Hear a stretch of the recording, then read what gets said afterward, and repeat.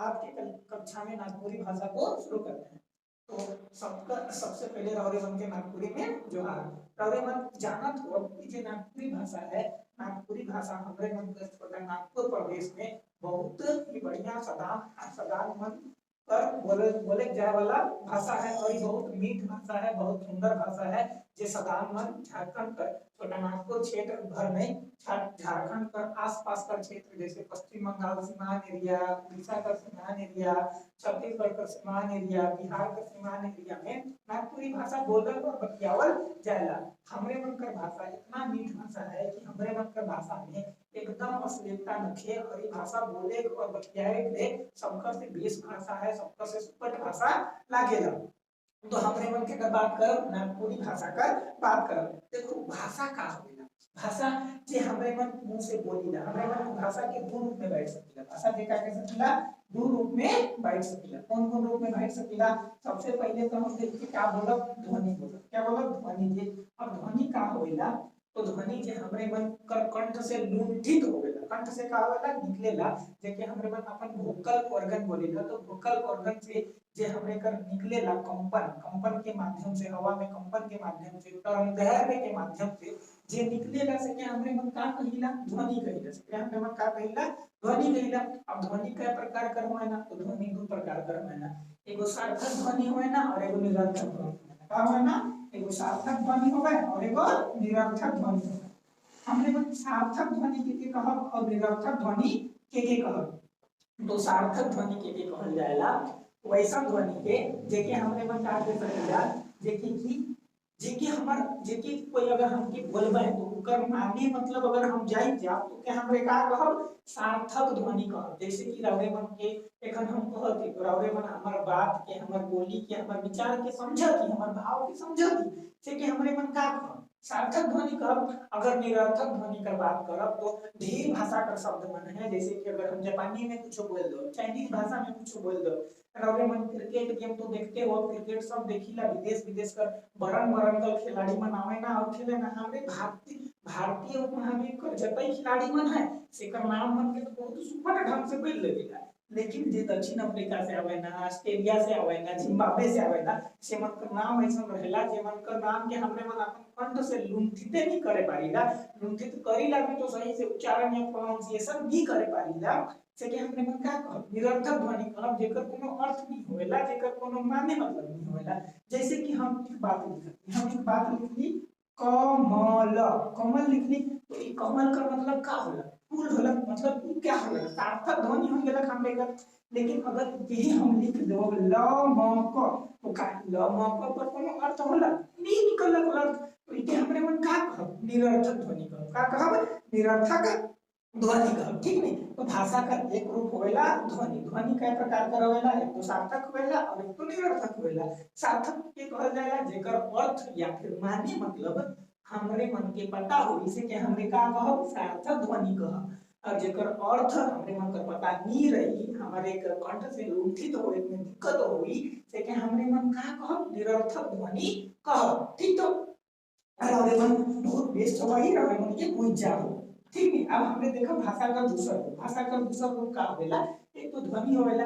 आप जे हमरे मन ध्वनि के बोल दे, जैसे कि हम अपन ध्वनि निकला के अपन कंठ से तरंगदैर्घ्य होकर के हमार कंठ से लुंठित होला होने के बाद ऐसे कंपन होवेला। जैसे हमरे मन एक्सरे मन करवाया जात हो, अब ईसीजी रिपोर्ट देखत हो तो ऊपर चढ़ेला नीचे आवेला, ऊपर चढ़ेला नीचे आवेला, ये करी कंपन देके हमरे का कंठ से क्या निकलेला? ध्वनि निकलेला। और यह ध्वनि का काम होवेला माने मतलब होवेला।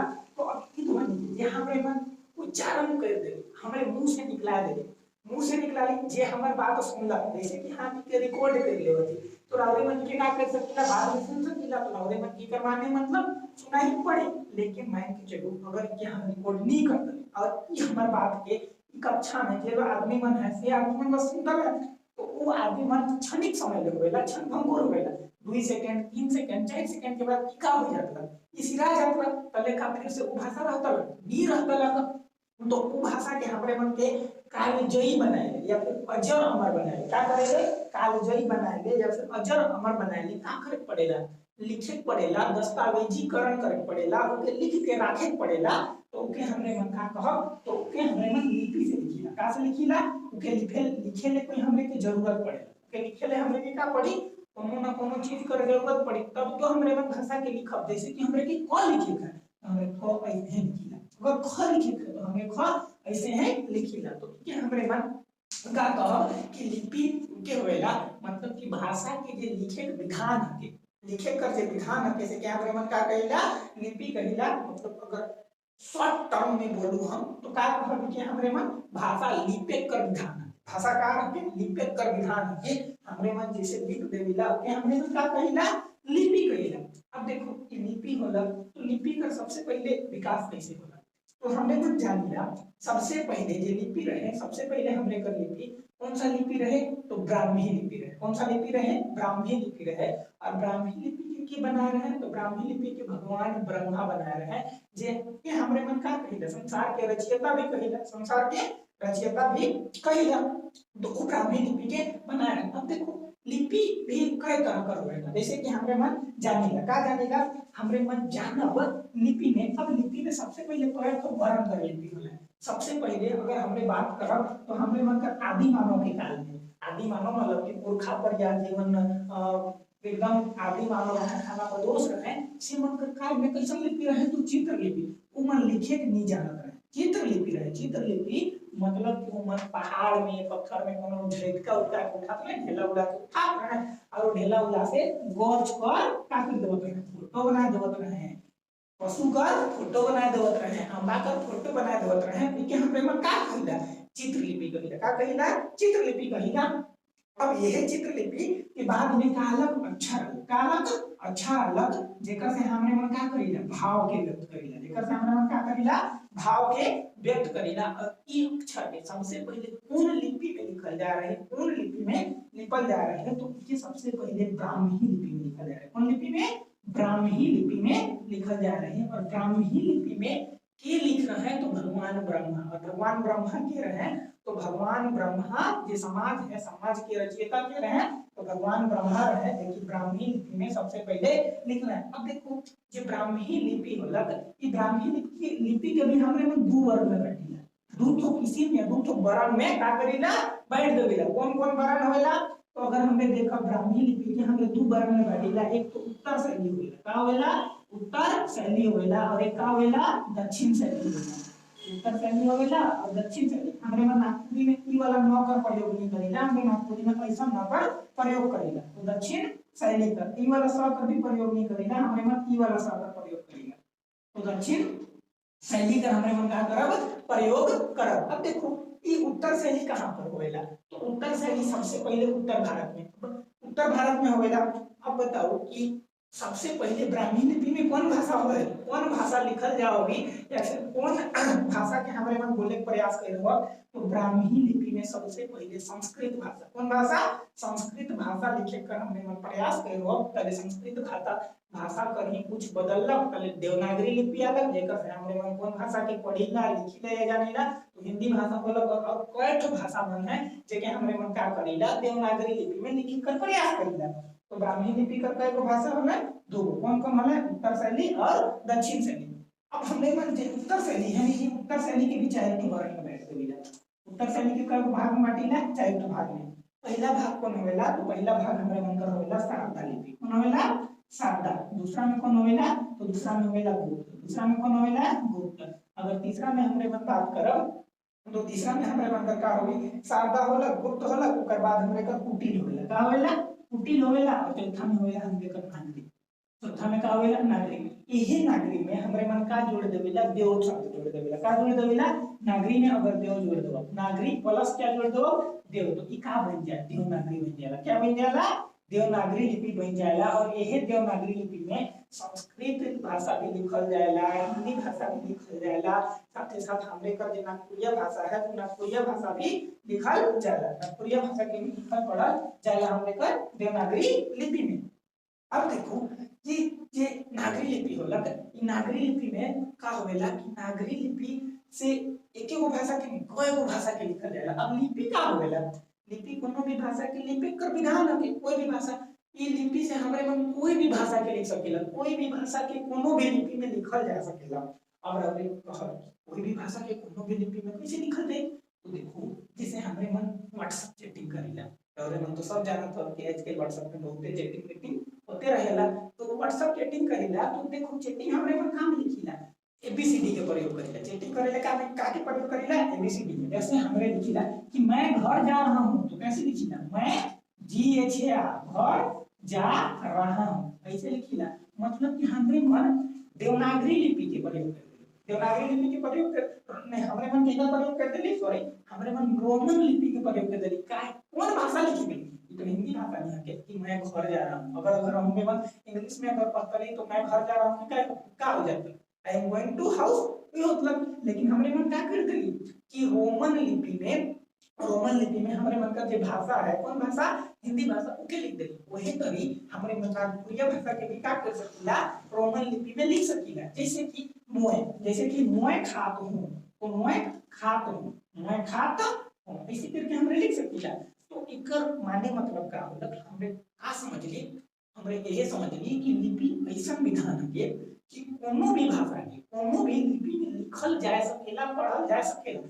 लेकिन ई मान्यता भर है एकर व्यवहारिकता नखे एकर हमरे मन उपयोग नहीं करेला बहुत कम प्रयोग करल जाला। बस एगो रोमानी लिपि है जेकर प्रयोग करल जाला थोड़ा बहुत तो करल जाला और बाकी कोनो लिपि का ऐसा प्रयोग नहीं करल जाला। और जे अपन लिपि में चलत आहे जे परंपरा से चलत आहे जे समाज से चलत आहे सेकरे मन हमरे मन का कर देवेला प्रयोग कर देवेला सेकरे प्रयोग कर देवेला। तो हमरे मन का देखेला हमरे मन देखी भाषा के बारे में थोड़ा बहुत ओवर भाषा दो होवेला एगो ध्वनि होवेला और एगो लिपि। ध्वनि भी दो प्रकार के होवेला एगो सार्थक ध्वनि होवेला और एगो निरर्थक ध्वनि होवेला। लिपि में सबसे पहले कौन लिपि आला चित्रलिपि के बाद अक्षर भाव करबोध होला और भाव में सबसे पहले कौन लिपि में लिखल गेला ब्राह्मी लिपि में कौन लिखना है तो भगवान ब्रह्मा जो समाज के का है जगत के रचयिता है। ब्राह्मी लिपि सबसे पहले कौन भाषा लिखल गेला तो संस्कृत भाषा लिखल गेला। ब्राह्मी लिपि कई शैली में आहे तो दुई शैली में आहे कौन उत्तर शैली में आहे और दक्षिण शैली में आहे। अगर हमरे मन बात करत तो हमरे मन का उत्तर शैली से बात आहे काहे कि हमरे मन उत्तर भारत में विद्यमान है हमरे मन उत्तर में रहिला तो हमरे उत्तर शैली की बात करब। उत्तर शैली के कई भाग में बांटल गेला तो 4 भाग में बांटल गेला। कौन भाग में बांटल गेला शारदा में बांटल गेला गुप्त में बांटल गेला कुटी में बांटल गेला और नागरी। अगर देवनागरी में अगर हमरे देव शब्द जोड़ देवेला तो क्या बन जाएगा देवनागरी लिपि। और आजकल अधिकतर भाषा चाहे हिंदी भाषा हो नागपुरी भाषा हो तो ढेर भाषा मन देवनागरी लिपि में क्या करल जाला बोलल जाला। अब देखो कोई भी भाषा के हमरे विकसित भाषा कबले कहिला जब वो भाषा कर अपन लिपि विकसित हो जाएला तो के हमरे मन का कहिला विकसित भाषा कर दर्जा देवे लागेला। का करे लागेला विकसित भाषा कर दर्जा देवे लागेला। ये विकसित भाषा कर दर्जा देवे के हमरे मन देखब तो पूरा विश्व का अगर हमरे मन बात करब तो विश्व में कई तो भाषा है विश्व में बहुत ही भाषा है। अगर हमरे बात करब तो 7-8 हजार से भी बगरा विश्व में भाषा बोलल जाएगा। लेकिन विकसित भाषा कई तो है तो विकसित भाषा 4000 है कैवा है 4000 विकसित भाषा है। और ये 4000 भाषा में तो 4000 लिपि भी होनी चाहिए ऐसा बात नहीं है। 4000 विकसित भाषा है लेकिन लिपि कई तो है तो लिपि है हमरे का 400 कई तो कितना लिपि है तो 400 लिपि है। भाषा कितना है तो भाषा लगभग है विकसित भाषा के अगर हमने बात करब तो कई वो भी विकसित भाषा 4000 है विकसित भाषा है 4000। अगर लिपि की बात करब तो कई वो भी 400 लिपि कई वो भी तो 400 हमरे का लिपि देखेले मिलेला ठीक नहीं। तो इस तरह से हमरे का कह सकीला कि कोनो भी भाषा कोनो भी लिपि में कोनो भी भाषा के क्या करल जा सकेला लिखल जा सकेला।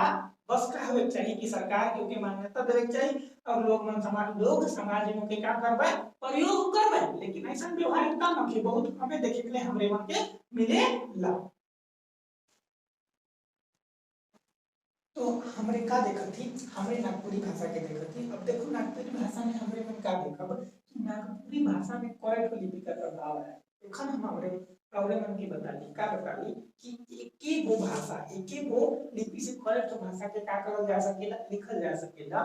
वही तरी हमरे मन का कौन भाषा है कि नागपुरी भाषा है कि और इ नागपुरी भाषा के भी लिखे में कई ठो लिपि का प्रभाव हमरे की देखे के मिलेला। तो जब हमरे मन देखब कि कौन लिपि का हमरे मन प्रयोग करेला हमरे मन का अपन जो भाषा है बहुत मीठ भाषा है नागपुरी भाषा। इ भाषा के बोले के लिए लिखे के लिए बतियावे के लिए तो देखो सबसे पहले हमरे मन प्रयोग करेला कोई थी लिपि का एकर प्रयोग करेला कैथी लिपि का प्रयोग करेला और पुराना जमाना में बहुत प्रयोग होल रहे कैथी लिपि नागपुरी भाषा के लिखे के लिए। दूसरा अगर हम लोग बात करब तो कौन लिपि में लिखल जाला तो बांग्ला लिपि में भी कखनो लिखल जाला कखनो लिखल जाला।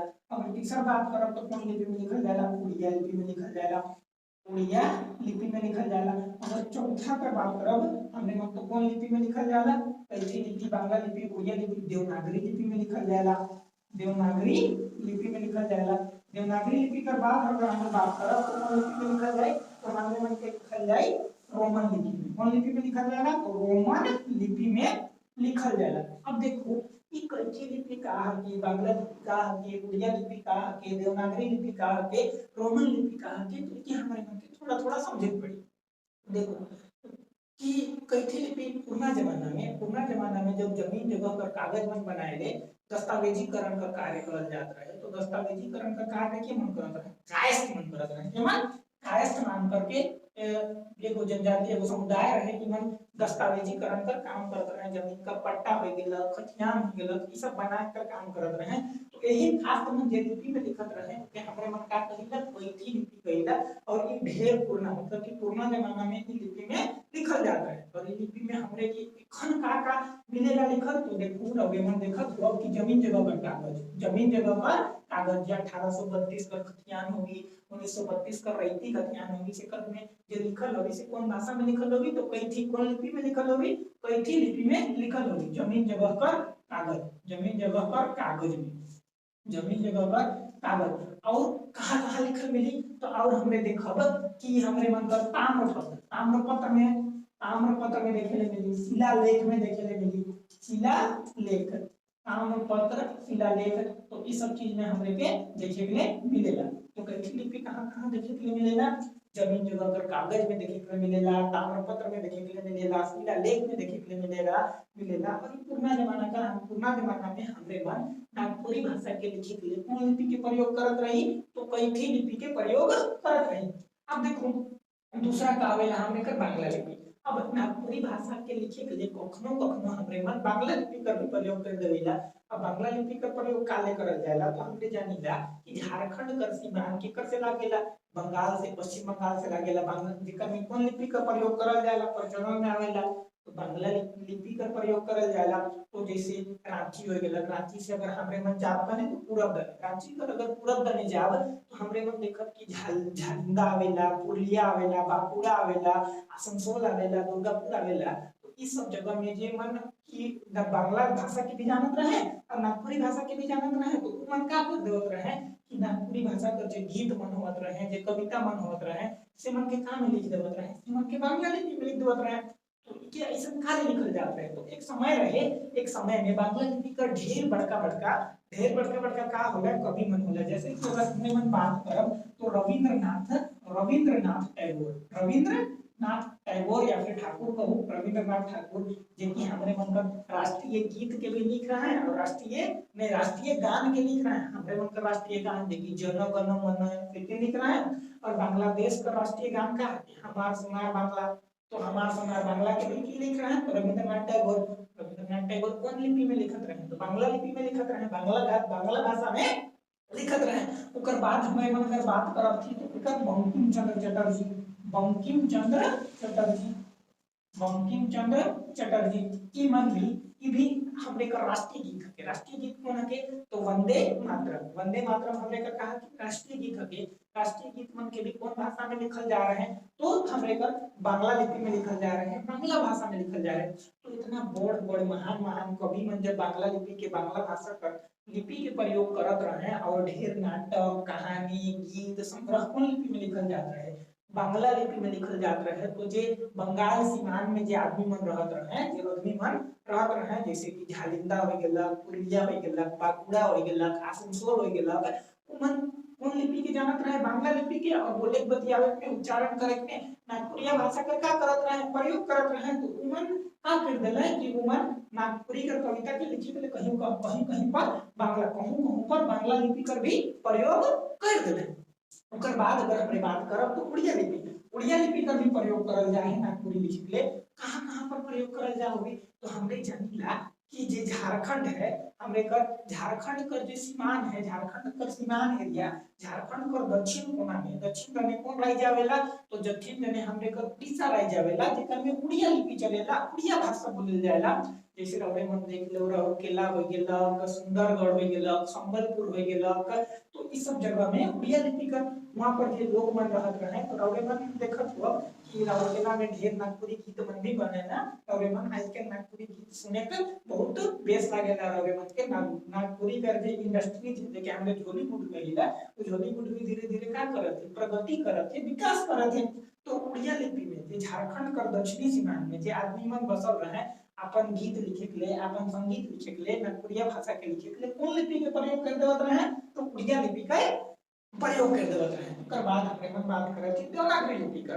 देखो जे हमरे कर लिपि है, कौन लिपि है, देवनागरी लिपि है। और ये जो देवनागरी लिपि है, देवनागरी लिपि कहाँ से आलक, तो देवनागरी लिपि सबसे पहले भगवान ब्रह्मा लिखले ब्राह्मी लिपि। ब्राह्मी लिपि कौन भाषा में लिखल गेलक, संस्कृत। तो वह संस्कृत के ब्राह्मी लिपि के हमरे दो भाग में बांट ली, उत्तर शैली और दक्षिण शैली। उत्तर शैली के फिर चार भाग में बांट ली, शारदा, कुटिल, देवनागरी, और इसी में हमरे मन का कर देली ओके बांट दी। तो जे देवनागरी रहे, नागरी में देव जोड़ देली तो का बन गेलक देवनागरी। सबसे पहले देवनागरी लिपि कौन भाषा ले प्रयोग करल गेलक, तो संस्कृत भाषा ले। ओकर बाद ओकर अपभ्रंश होलक और कौन भाषा ले आए गेलक, हिंदी भाषा ले आए गेलक। और वही देवनागरी लिपि के लिखित ले हमरे मन का करिला, हमरे मन देवनागरी लिपि में अपन जे नागपुरिया भाषा है ओके लिख देला। तो कितना परसेंट लिख देला, 90% आज कल जे हमरे का नागपुरी भाषा कर गीत, संगीत, लोक साहित्य, लोक कथा जे लिखल जाला, उ का में लिखल जाला, तो देवनागरी लिपि में लिखल जाला। और जे छीट-फूट 10% बाजे हैं उमन कखनो-कखनो उड़िया लिपि में लिखल जाला, कखनो-कखनो बांग्ला लिपि में लिखल जाला,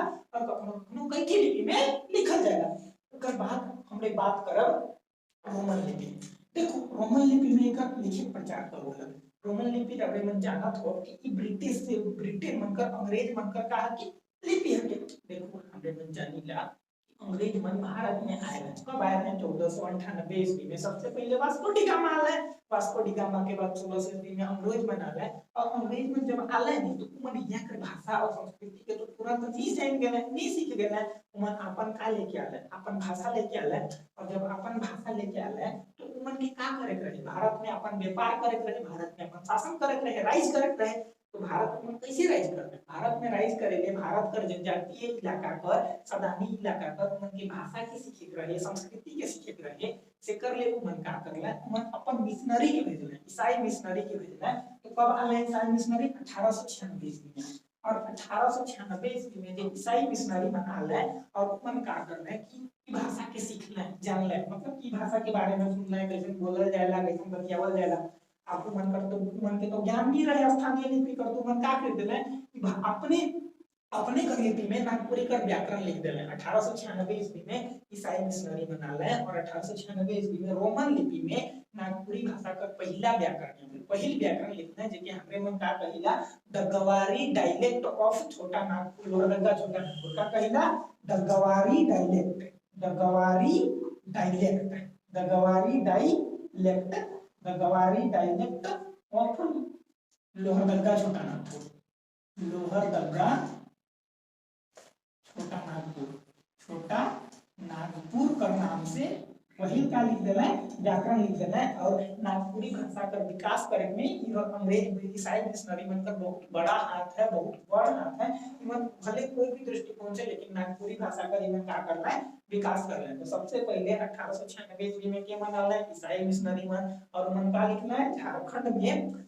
नागपुरिया का सबसे पहले व्याकरण लिखना है, कम व्याकरण लिखना है द गवारी डायलेक्ट ऑफ लोहरदगा छोटा नागपुर, द गवारी डायलेक्ट ऑफ लोहरदगा छोटा नागपुर। लेकिन ये हमने का भाषा है, नागपुरिया भाषा बहुत पहले से बोलल बतियावल जात रहे। जैसे कि नागवंशी राजा पर नागवंश का 50वां राजा रहे, भी एक करत रहे, ओकर में कविता मन लिख है। तो अब देखो हमरे में देखिए कि नागपुरी जी भाषा है, नागपुरी भाषा कौन लिपि में लिखल जाते, तो देवनागरी लिपि में लिखल जाते। लेकिन की बात है तो का झारखंड में जे स्थानीय भाषा बोलल जाएला ओकर अपन कोनो विकसित लिपि नखे। तो झारखंड में भी कई ठो भाषा है, जैसे संथाली है, हो है, कुरुक है, मुंडारी है, खड़िया है, कुरमाली है, असुर है। तो ढेर प्रकार का भाषा झारखंड में का करल जाए, बोलल जाएला, बतियावल जाएला।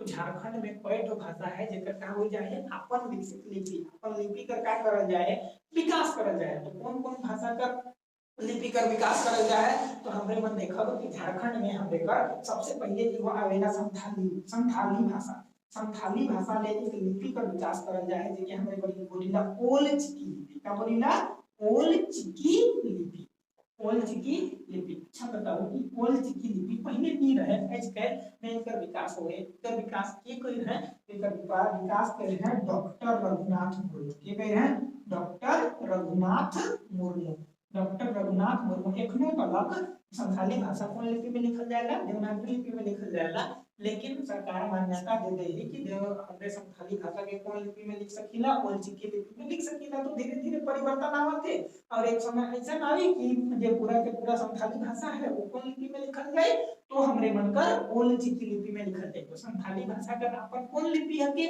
ओल चिकी लिपि है के बनल है डॉक्टर रघुनाथ मुर्मू बनल है।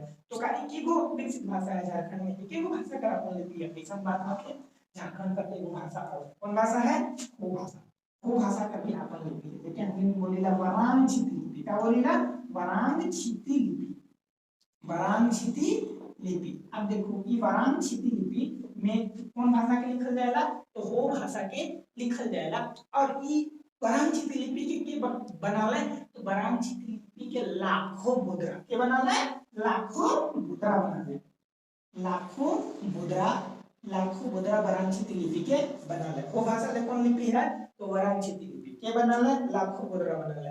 संथाली भाषा ले कौन लिपि है तो ओल चिकी लिपि के बनाले, डॉक्टर रघुनाथ मुर्मू बनाले। ओकर बाद अगर हमरे और बात करब तो और हमरे देखब कि हमरे कि और कौन भाषा है जेकर ले हमरे कर क्या हो जाए लिपि कर विकास हो जाए। तो रावरे मन जानत हो कि झारखंड कर छोटा नागपुर क्षेत्र में एगो जनजातीय भाषा बोलल जाला जेके हमरे मन कुड़ुक भाषा बोलीला, का बोलीला कुड़ुक, जे बेसिकली पुराव जनजाति का लोग मन बोलेला कुड़ुक, कुड़ुक भाषा। अब की कुड़ुक भाषा कर जे अपन लिपि है कौन लिपि है तो कुड़ुक भाषा का अपन लिपि के हम बोलीला तुलुंग लिपि या फिर तुलुंग लिपि, तुलुंग लिपि, तुलुंग लिपि, तुलुंग लिपि कौन भाषा में बोल कौन लिपि में लिखल जाएगा तो कुड़ुक भाषा ले तुलुंग लिपि का प्रयोग करल जाएगा। तो ई तरह हमने का देखले कि लिपि कर विकास के देखले कि कौन का लखे हमरे का क्या होला लिपि अलग कैसे हमरे में और कौन कौन लिपि का प्रयोग करीला नागपुरी भाषा का लिपि का हमरे में कहानी देख लेली। तो नागपुरी भाषा का तो लिपि में लिखल जाला टोटल 5 ठो लिपि में लिखल जाला। कौन कौन लिपि में पैठी लिपि में, बांग्ला लिपि में, उड़िया लिपि में, देवनागरी लिपि में और रोमन लिपि में। यहाँ से क्वेश्चन हम कैसे पूछी, क्वेश्चन पूछी कि जे पुराना जगह पुराना जमाना का जे जमीन जगह का कागज में रही या फिर क्वेश्चन दे देगी 1932 का खतियान में जे नागपुरी भाषा में लिखल है वो कौन लिपि कर लिखल रहे हमने मन का कहब पैठी लिपि कर लिखल रहे। जे ताम्र पत्र मन मिल रहा है, शिलालेख मन मिल रहा है जेकर में नागपुरिया लिखल रहे कौन भाषा कर लिखल रहे तो पैठी लिपि में लिखल रहे। ओकर बाद क्वेश्चन पूछी कि देवनागरी भाषा, देवनागरी लिपि में हमने नागपुरी के कितना परसेंट लिख देविला तो 90% लिख देविला।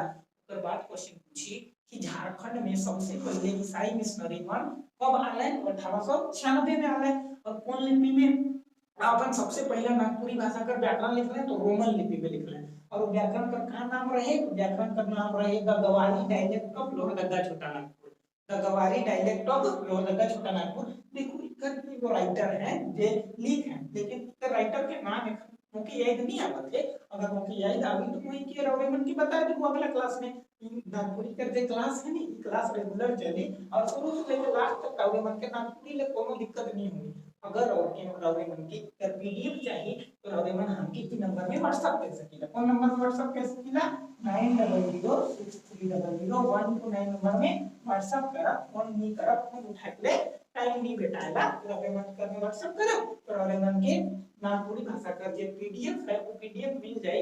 ठीक है तो रवरे मन मेहनत के देखो और मेहनत के देखते हुए रवरे मन देखो कि रवरे मन के हमारे क्लास के साथ जुड़े चाहे कि नहीं जुड़े चाहिए। रवरे मन के पूरा तरीका से जो नागपुरी है नागपुरी एकदम बढ़िया से पढ़ावल जाए और जेएसएससी सीजीएल ले पूरा के पूरा नागपुरी के बहुत बढ़िया ढंग से तैयार करवाए जाए। पीडीएफ भी मिली, पीडीएफ के बस 9006300129 वाला जो व्हाट्सएप नंबर है व्हाट्सएप नंबर में रौरे मन का करब मैसेज करब और कहब कि हमरे के का चाहिए, नागपुरिया का पीडीएफ चाहिए तो नागपुरिया का भी पीडीएफ मिल जाए, अगर झारखंड का पीडीएफ चाहिए तो झारखंड का भी पीडीएफ मिल जाए।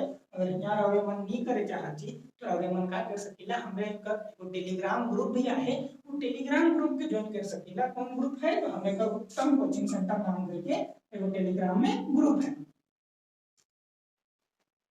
उत्तम कोचिंग सेंटर करके एगो ग्रुप है। वो ग्रुप में रौरे मन के कि काम मिल जाए, पीडीएफ प्रोवाइड करवा देवल जाए। अगर रौरे मन के वीडियो पसंद लागल तो अपन भाई बहन में वीडियो के शेयर करू और हमारे चैनल के सब्सक्राइब करें।